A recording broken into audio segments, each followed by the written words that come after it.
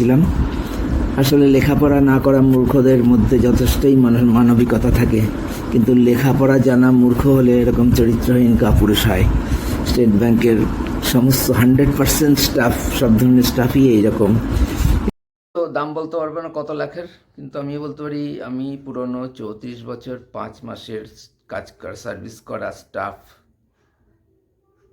আমার সেই সময় মাত্র 31 মাস বাকি ছিল রিটায়ারমেন্টের। শুধু আপনার ফরওয়ার্ড করার জন্য কিংবা আপনার পেশেন্স ঠিক করার জন্য যদি ওই অ্যাকাউন্টে কিছু হয়, তো আমি আপনার সাথে নয়। পেশেন্ট আপ হ্যাঁ, ঠিক আছে।